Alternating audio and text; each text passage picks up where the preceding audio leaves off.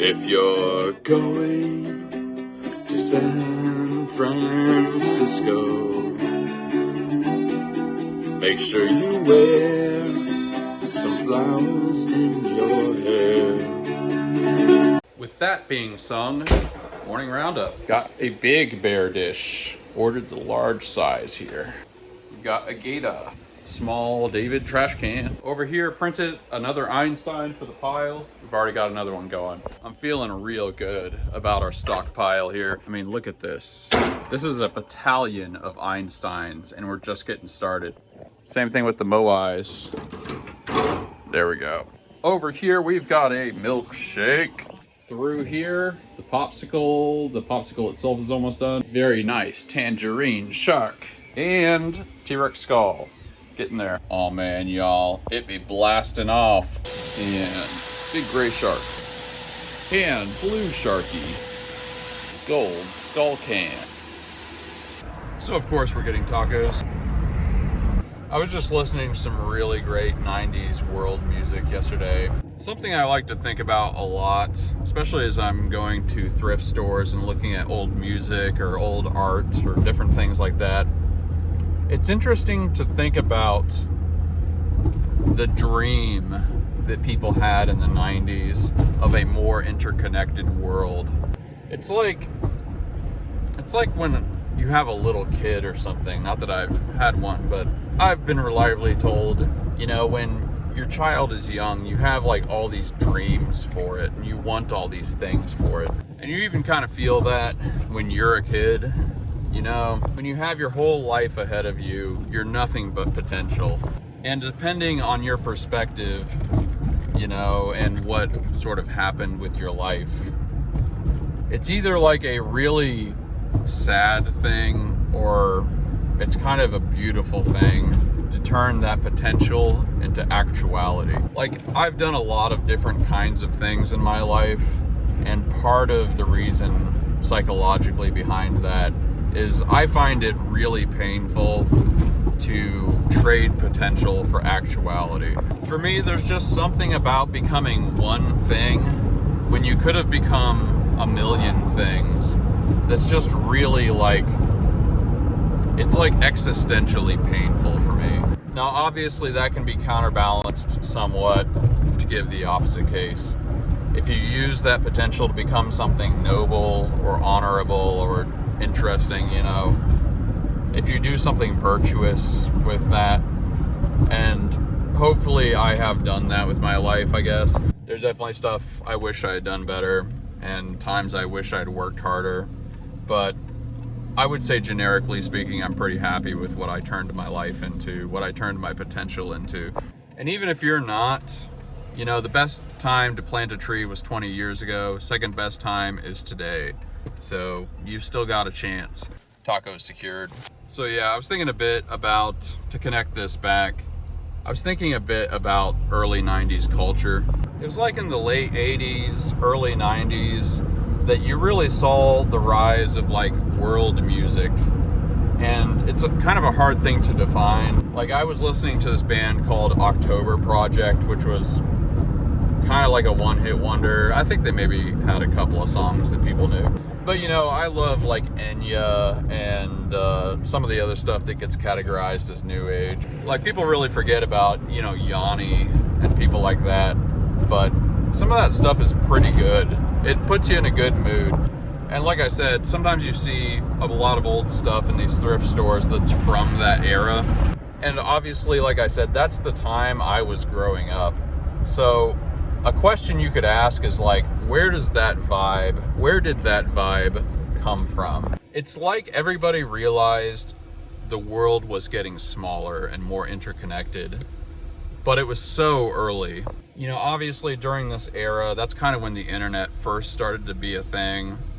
And really, the internet, for anybody young, the internet wasn't really a thing in most people's lives until at least the mid-90s. And it's really more like late 90s, early 2000s. But there was this sense of like the promise of interconnectedness and different countries, people in different countries being able to just speak to each other and being aware of each other. understanding what other cultures are like, that was just beginning in its nascent form to be perceptible and to be able to be felt. And so, you know, like, is so often at the beginning of these paradigm shifts, people have like basically kind of utopian expectations and views about the thing that's about to happen. On YouTube here, there's tons of interviews with notable people of the era that worked in technology. You know, like, go watch some of Steve Jobs's interviews where he's talking about the internet and like all the things that he thought this was going to be used for, many of which were right, but there's just something a lot of people missed because they were so blinded by this amazing potential. Like I said, like with a kid, like with somebody who's early on in their life, the potential of global interconnectedness and the internet and communication to everybody across the entire world simultaneously, the potential of that turned into actuality. And it just resonates with me because it feels very much like what happens internally to you when you transition from being a kid to being an adult and actually turning into something. You know, the internet actually has been really incredible in a lot of ways and has changed things so much, sometimes for the better, in ways that we can't even really grasp. Like, you can learn about almost any skill you want on the internet, even if it's not for free. There's like courses and things, and if nothing else, there's YouTube videos showing you how to do things. And as somebody who grew up before the internet, largely, I can't even tell you how incredible that is. You can't even fathom how awesome it was. Don't get me wrong, it had its downsides because, you know, you used to have to like go talk to somebody and to learn a skill, or you had to go somewhere. And there was a whole social experience to that sucks that we lost. But at the same time, like, if you just have a problem and you need to solve it, the internet helps you in ways that we can't even fully grasp. Now with AI, I mean, sometimes it tells you the wrong thing, but most of the time, if it's not something too crazy, it'll pretty much tell you how to do whatever it is. But obviously, we can all think of things that are real negatives about the existence of the internet. I mean, do I even have to list them? You know, in no particular order, the internet has made people able to predate on children in a way, you know, it made that more possible than anybody could have ever fathomed before. Like, when you think about scams and stuff, you know, people, like old people that don't know any better, are always getting scammed out of things. And who even knows where that money's going or what it's funding. Obviously, with the dark web, people can get drugs and stuff more easily than ever. But maybe one of the things that really jumps out at me is just how much the internet is used, like, for hatred. Obviously, social media algorithms largely reward really controversial content because, you know, it's like interactions. People interact with things that they get mad at or are expressing anger. And it's not like, you know, some amount of that probably would have been okay, but like, you're having notable people get assassinated and it's largely because of stuff on the internet. There's just all kinds of things that are in that category, and it's like, that part of our new global interconnectedness is like kind of a dystopia. Anyway, the point of saying all this is, when I was listening to this music and a lot of the music I like from the early 90s, there's like a feeling I get. It's like an achy feeling when you had a dream and like that dream kind of becomes a nightmare. We had just such high hopes for what the world was gonna become. And listen, I'm still very much about the gratitude stuff, and part of it is because there are those super good things. Like, we would never have met without the internet, probably, unless you live in Nacogdoches. There's obviously tons of stuff about 3D printing that would be impossible without the internet. I wouldn't have a business without the internet. But yeah, sometimes I just listen to these really interesting early 90s world music songs and stuff, and you can just feel like this ache, like they think the world is about to become just this amazing utopia where everybody, you know, gets along with each other and we can relate, and they're thinking about all the good things that might come from this. Probably a lot of you that are old enough remember feeling that exact feeling when you first started using a search browser, search engine. Like, I remember being at the library and just realizing I could type like anything into this, and like, I don't even know what's gonna come up. I'm just gonna like search for a bunch of bands and stuff. Like, I can just know things about like anything. Just the fact that the internet was in libraries kind of tells you that's how people thought about the internet. Like, it's this gateway to knowledge, and it's like going to be this educational, useful thing. And I guess I want to say that we should seek to honor that dream as much as possible while not being naive about it. Yeah, well, that's all I got to say about that. Anyway, taco time.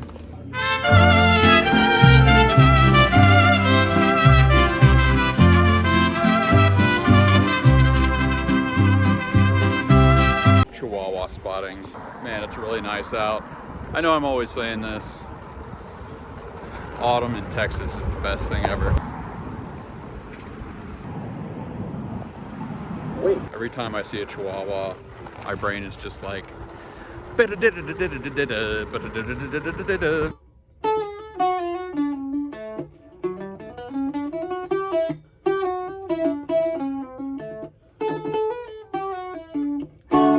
Alright, we've been meaning to do this forever, ever. We're finally getting pics of the D4. The D12 and of course the famous D20. Every single one of those has sold. I don't know why I said that. I just listed two things. But they both sold. So, multi-sided dice, it's a safe bet. Let's get some killer pics of this mother effer. The other day I showed Taco Man Jerry my picture with the giant taco. Then I remembered that I have this. So, it's time to bring back the mariachi shoot.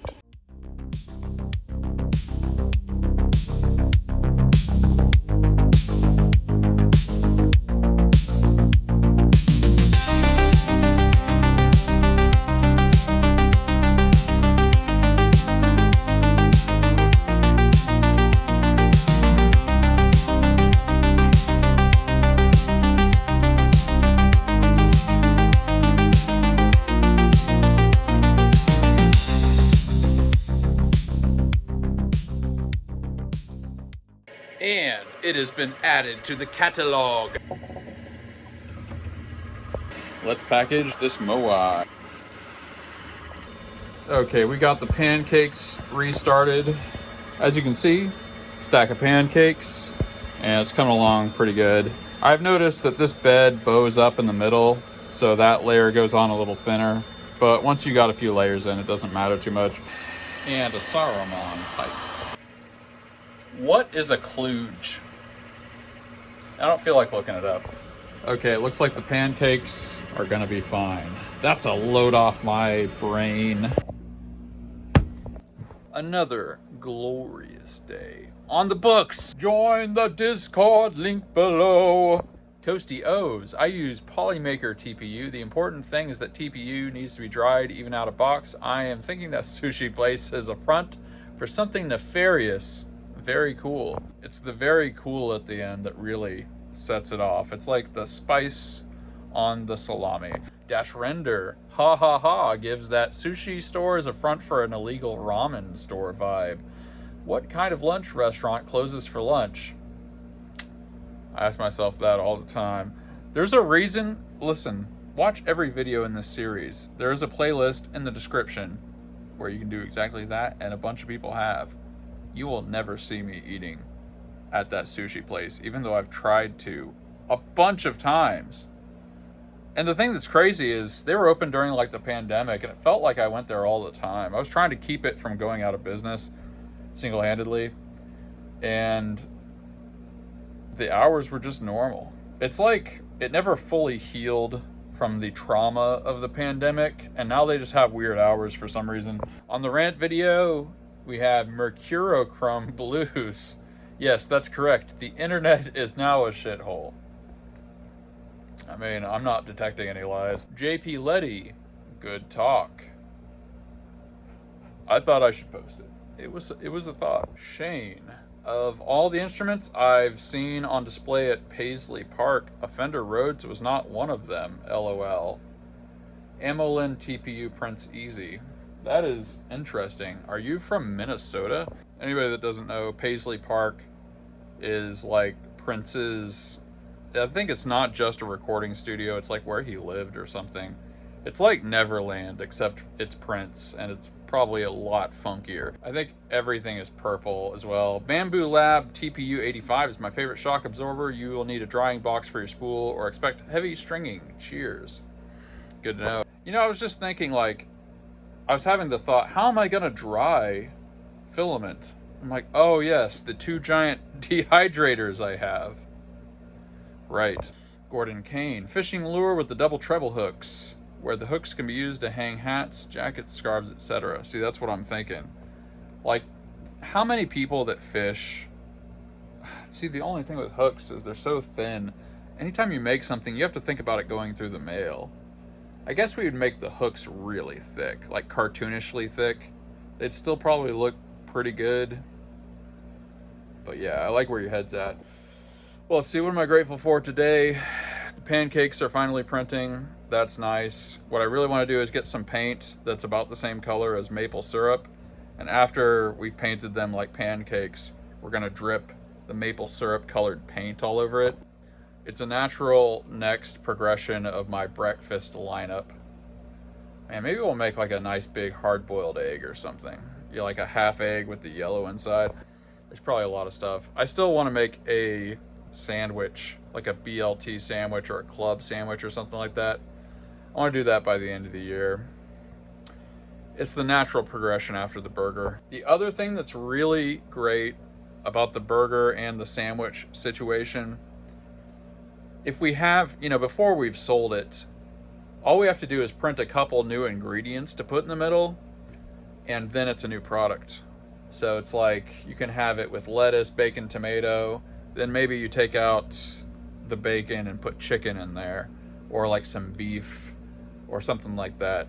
That'd be easy to do. It wouldn't take very much filament, and it is a new product because it's a new sandwich. Plus you can repaint the bread. This is the brilliant part of the sandwich.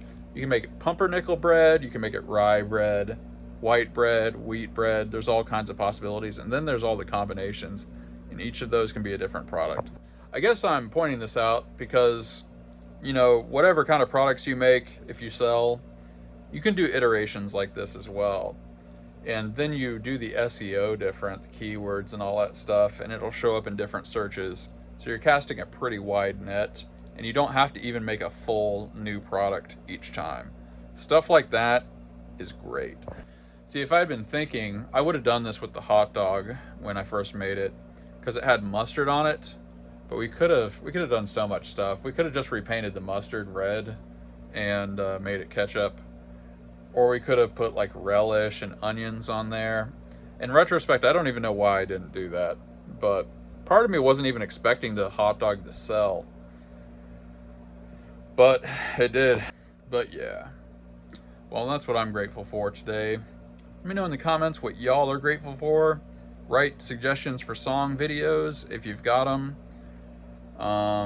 Yeah, just tell me what's going on in your life that you enjoy. And also, the link below for the Discord, a bunch of people have joined. That's great. We drop that goodness every single day. I'll catch you on the next episode. Mornings without M3 is not enough. A morning without M3 is incomplete. I'll catch you on the next episode. Peace.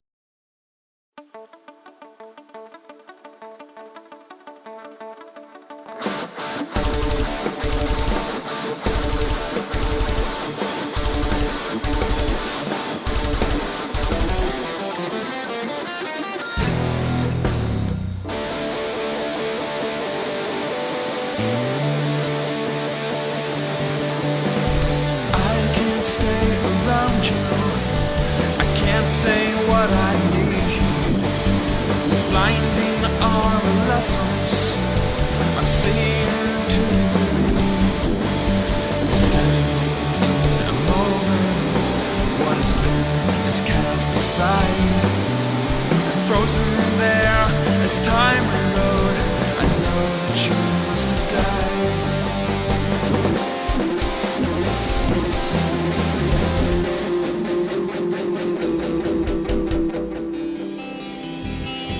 Light waves surround you. Open up your mind. Time to say auf Wiedersehen. Open up your mind.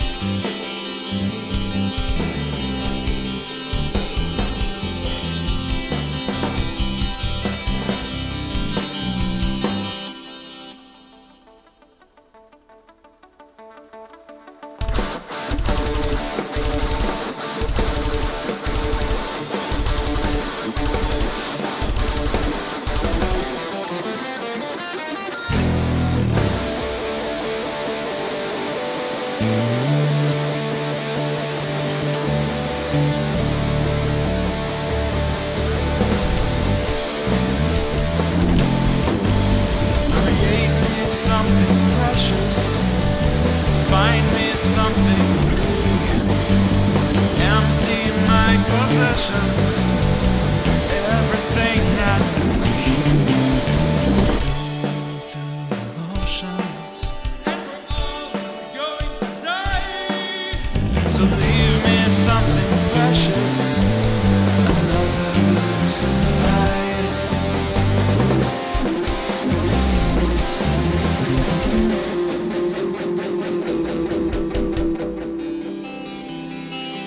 Lion waves surround you.